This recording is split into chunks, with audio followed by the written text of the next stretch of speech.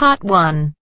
You will hear a telephone conversation between a travel agent and a school principal who is organising a school tour for a group of third-year students. First, you have some time to look at questions 1 to 3.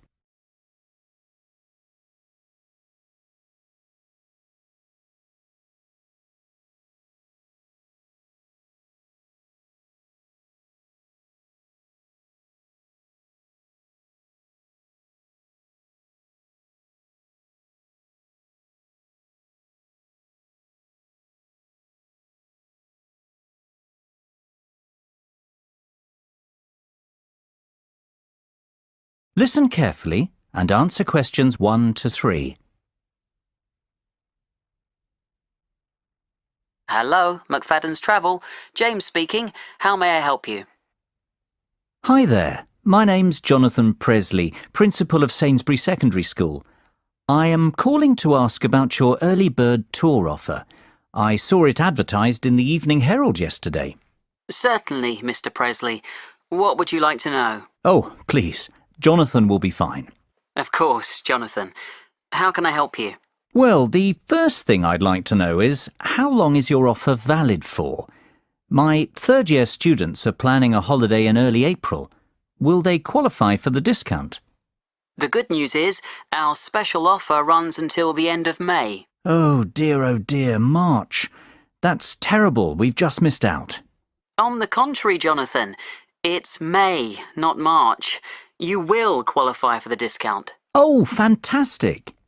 And I'm only just getting started. The best news is yet to come. What do you mean? Well, tell me now, how many students are you planning to take on this tour? I expect there'll be about 45 students and 3 teachers accompanying them. Why? Are there any further discounts? There are indeed.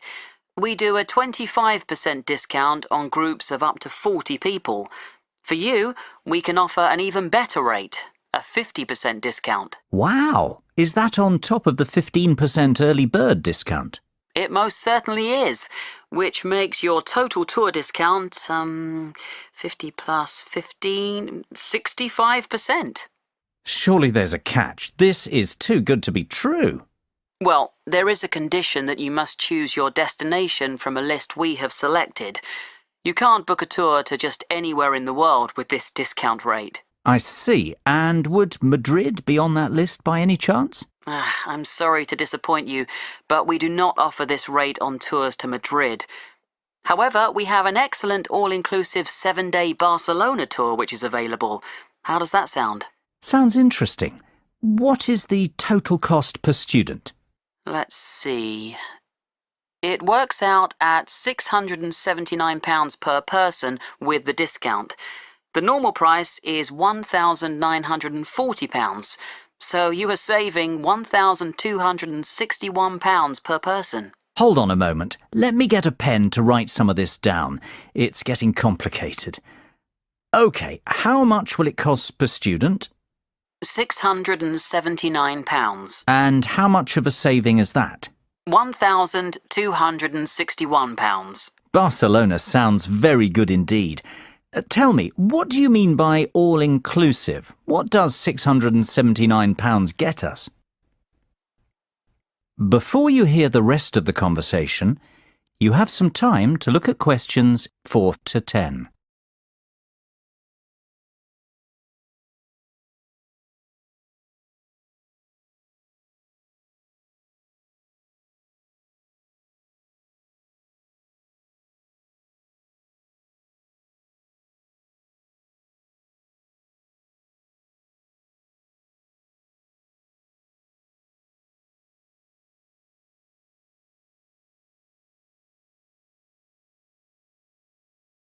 Now listen and answer questions 4 to 10. Well, that price covers flights, 3-star hotel accommodation and extras. James, I must say I'm very glad I called you this morning. This is a fantastic deal. It covers flights, accommodation and what else? Plus airport taxis, breakfast every morning, a city tour and theatre tickets. Great! And what about the teachers?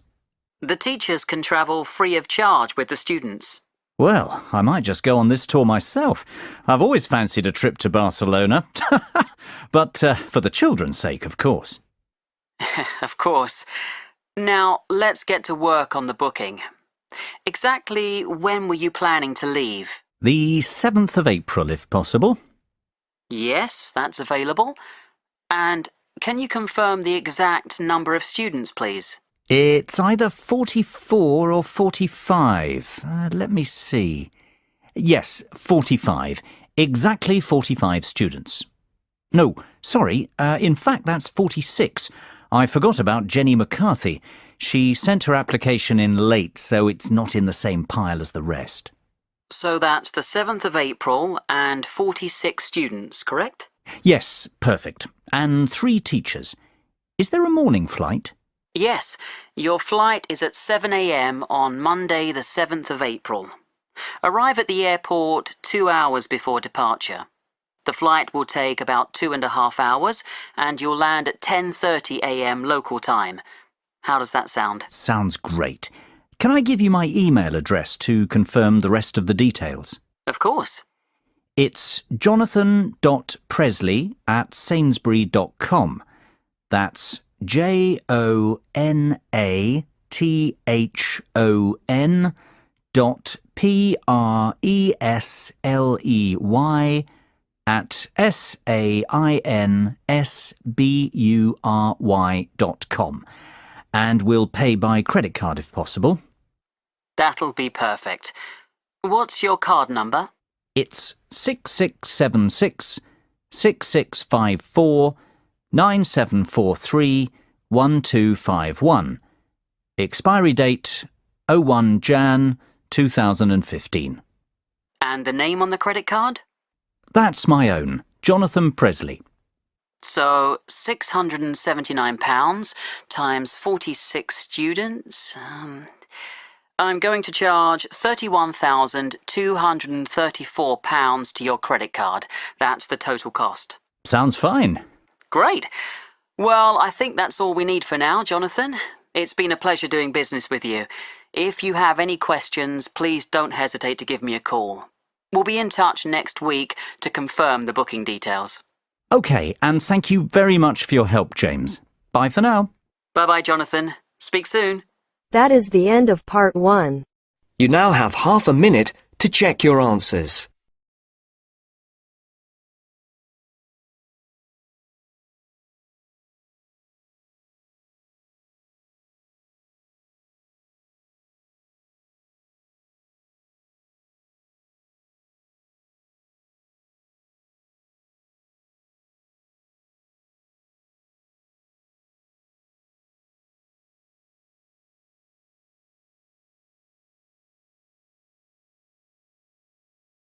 Now turns to part 2. Part 2. You will hear an extract from a talk about the history of motor racing. First, you will have time to look at questions 11 and 12.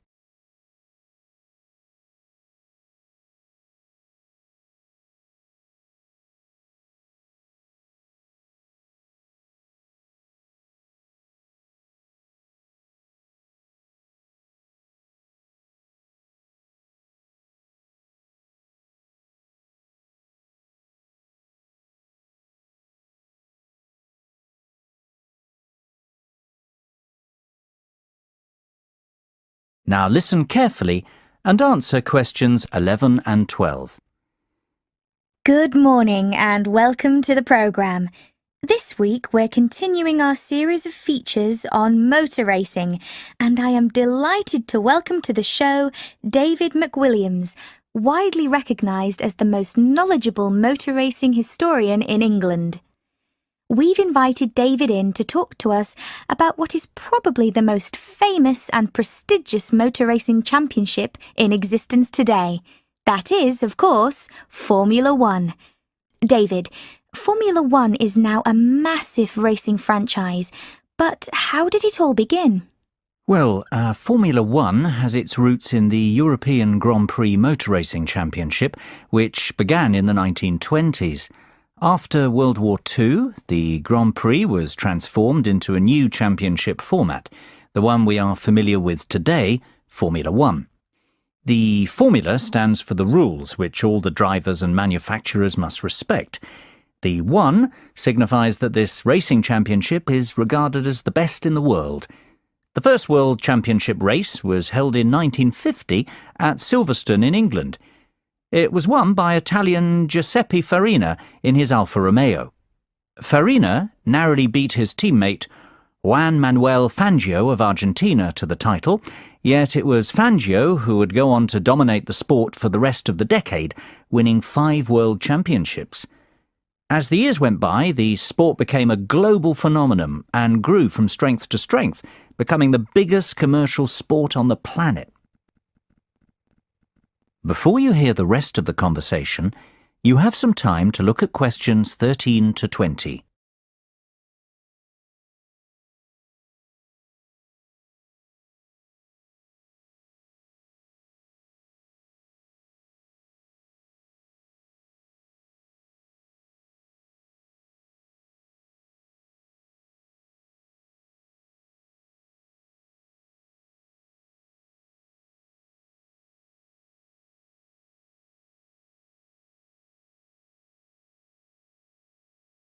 Now listen and answer questions 13 to 20. There's no doubt that Formula One is big business today, David. But what about the real heroes, the great drivers of Formula One, past and present? Who stands out as the best, in your opinion? That's an almost impossible question to answer, but I could narrow it down to 3 or 4 amazing drivers. Take your pick from any one of them. I'll start with the Grand Master of Formula One, the great Fangio, who I've already mentioned.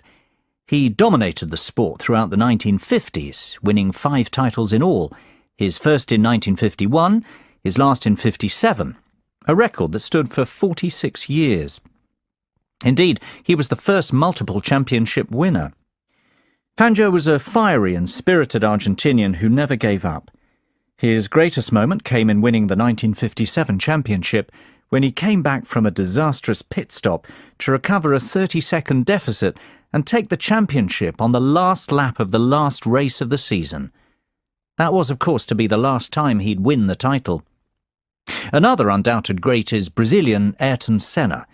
Senna won the world title 3 times, the first being in 1988, the last in 1991. Tragically, he died in a race crash the year after, to the dismay of millions of fans watching the race unfold live on TV. Senna was best known for his skills driving in the wet, and he won the Monaco Grand Prix, on what is regarded as the most difficult racecourse in Formula One, more times than any other driver. Perhaps because of this, he is regarded as the most naturally gifted driver to have ever sat behind the wheel. Another very talented driver was Frenchman Alain Prost. Prost won the driver's title 4 times during his career. His first title victory came in 1985 and his last arrived in 1993. Of course, Prost will always be remembered as the driver with the 3rd highest number of championship victories, and perhaps even more for the fact that he was a great rival of Ayrton Senna. Those two had many great battles. Last, but not by any means least, Michael Schumacher is the most recent of these driving greats who deserves a mention. His first title was won in 1994, and he continued to dominate Formula One until he won his last title in 2004. Schumacher holds many driving records, including most drivers' championships, race victories, fastest laps, pole positions, points scored, and most races won in a single season. He is also regarded as the greatest driver on paper, having won 7 world titles. It sounds like Schumacher is in a league of his own. Is he not clearly the best then, David, based on his record? It's not that simple, unfortunately. These drivers all raced in different eras with different cars and under different circumstances. I don't believe we can say one was the out-and-out best, but rather that each was the best of his time. That's praise enough. That is the end of part 2. You now have half a minute to check your answers.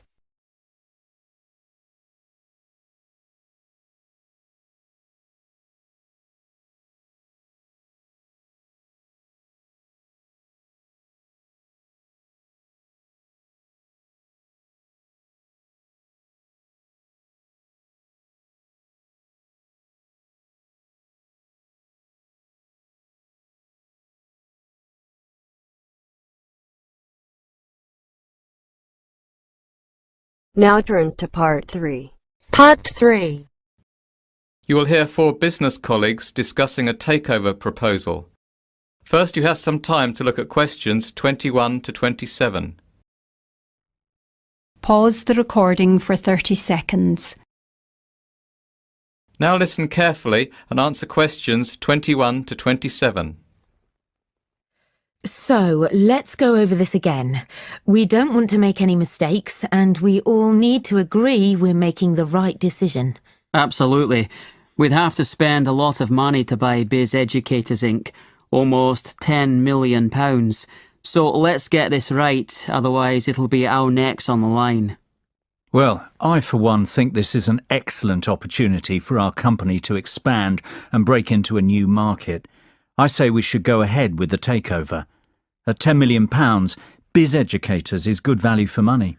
OK, Dave, I know you're very much in favour of the acquisition. How about you summarise the plus points of this venture for us? Mark, you're less certain and you've highlighted some issues already. Will you summarise the downsides? I'd be only too happy to. Right then, Dave. Let's start with you. Why is this proposal so attractive? What are the upsides? It's simple economics. Biz Educators has a proven track record and is an industry leader. It is a well-respected company with a great name, has generated excellent goodwill, and has consistently made a gross profit of more than £500,000 per annum with a great shareholder return.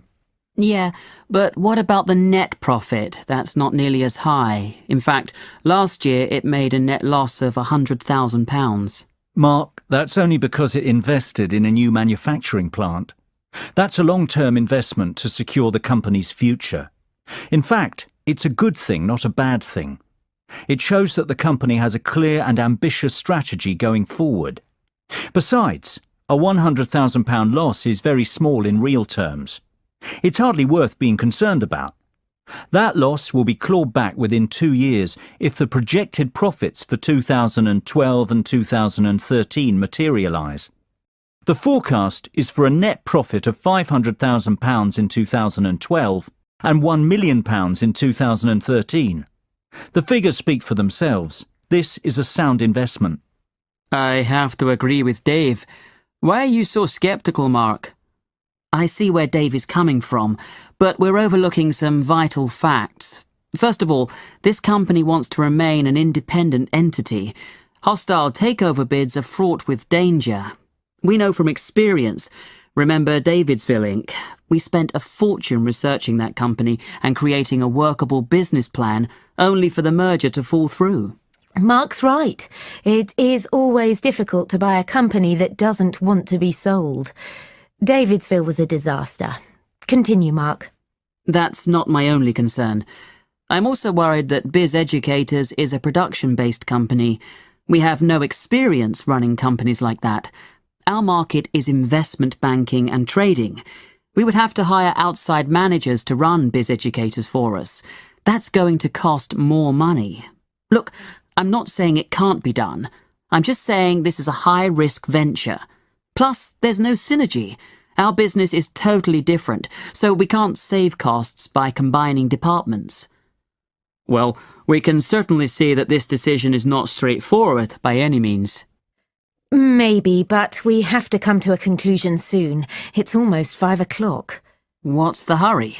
Can't we postpone our decision and discuss the takeover proposal again tomorrow? Mark, have you forgotten that we have to have our conclusions ready for tomorrow's board meeting? That's when the official decision will be made.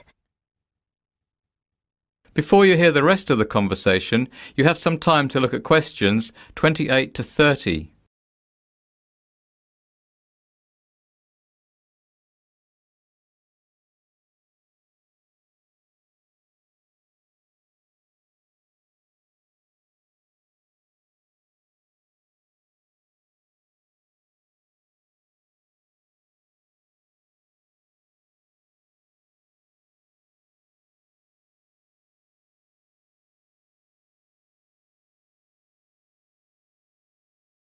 Now listen and answer questions 28 to 30. Goodness, it almost slipped my mind. Well, we'd best move on. Mary, John, you were uncertain before. Now that you listened to the pros and cons of the proposal, what do you think? I think it's a great opportunity for our business. Biz Educators is definitely profitable, and it is a business on the up. It's growing and is a very attractive takeover proposition for that reason. No one doubts that it's a very successful business, but the question is, should we invest? I say we should, provided we can guarantee the following. First of all, I would like assurances that the management of Biz Educators won't oppose us outright. That would make the bid too difficult. Secondly, I think we need to ask an independent mediator to broker the deal on our behalf. Last time we tried to negotiate our own takeover. It was a disaster, as Mark said. I agree, Mary. I'd also like us to carry out another audit of the company's books. In fairness, John, I don't think that's necessary. We've done a thorough audit already. It'll just cost more money. We must keep the deal secret until it goes through, though. If this gets leaked to the press, Biz Educators won't be happy. That will make the management even more hostile towards us. Good point, agreed. I don't think we need to be concerned about projected profit margins, goodwill or accounting issues. Biz Educators has kept very up-to-date account books. Great. Then we're all agreed. The takeover should go ahead provided we proceed cautiously. That is the end of part 3. You now have half a minute to check your answers.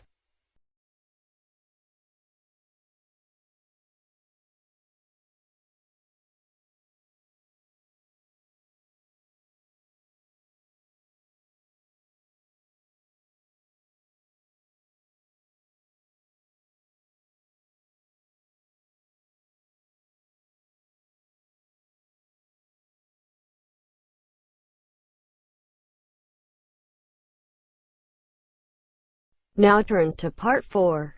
Part 4. You will hear part of a lecture about conserving energy. First, you have some time to look at questions 31 to 40.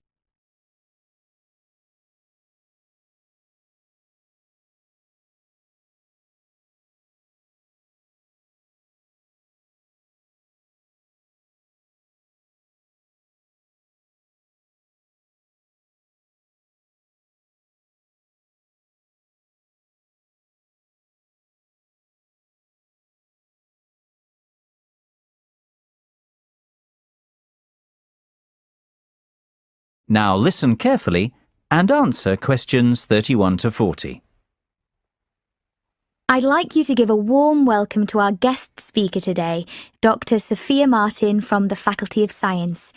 Dr. Martin is an expert in energy conservation, and she's going to talk to us about ways we can conserve energy in the home. This is a very important subject, as the world we live in is facing dramatic and potentially destructive climate change as a result of our excessive wastefulness and aggressive exploitation of natural resources. Thank you for the kind words, Alice. You are quite right. We face an unprecedented climate crisis, and it is up to each and every one of us to do our bit to help stop global warming. Believe it or not, if we all took some simple steps, we could dramatically reduce our carbon footprint and help protect the environment. It is not a cliché. It is not silly nonsense talk. One person really can make a difference, and I hope that after my speech today, you will understand how. But first, what exactly is your carbon footprint? Basically, it's how much you pollute the environment as an individual, or rather what volume of greenhouse gas is emitted into the atmosphere because of your day-to-day activities. The key to stopping global warming is for each of us to reduce our carbon footprint. And if we conserve energy in the home, we can achieve some truly dramatic results. Our homes are actually very inefficient from an energy conservation perspective. Indeed, more than 65% of all homes aren't insulated enough. This means that they lose heat, and that homeowners waste a lot of energy, not to mention money, on heating during winter. So, the first step is to fit adequate insulation in the attic and outer walls of your home. This can reduce your heating bills by as much as 25%. What's more, the government offers grants to people who want to have their homes re-insulated, so it isn't a very expensive process, and you will probably recoup your investment within a couple of years. I would encourage everyone to consider this course of action. Both your wallet and the environment will thank you. Believe it or not, there are even simpler things we can do. For a start, never paint your interior walls in dark colours. Dark colours absorb heat. Therefore, you will waste more energy trying to keep your home warm. Always use light colours on interior walls. Did you know a dishwasher that is 50% full uses almost the same energy as one that is 90% full? The moral of the story is to wait until your dishwasher is packed before switching it on. It'll save you and the environment. The same is true of most household appliances, so try to use them only when necessary. Another startling fact is that replacing just one normal light bulb with an energy-efficient light bulb will save you £25 over the lifetime of the bulb. Now, just imagine the savings if you replaced all the bulbs in your house. Having large windows seems to be in fashion right now, yet it makes no sense whatsoever from an energy-saving perspective. Windows are one of the biggest causes of heat loss.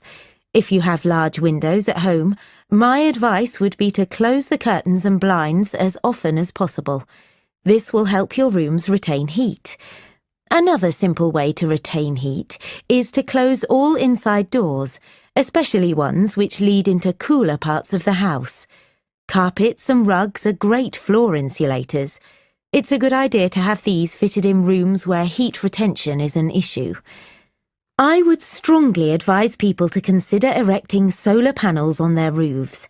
You don't need to live in a constantly sunny place to reap the benefits of these. Even our English weather will suffice. Solar panels can generate enough energy to heat your entire hot water supply, which is fantastic when you think how much you pay for this service at the moment. And of course, I would encourage people to continue recycling and composting waste. The next generation will thank us if we act now, and rightfully condemn us for failing to.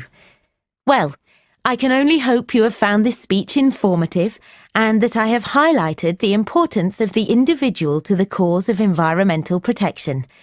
Thank you for your attention. I'll hand you back to Alice now. That is the end of part 4. You now have half a minute to check your answers.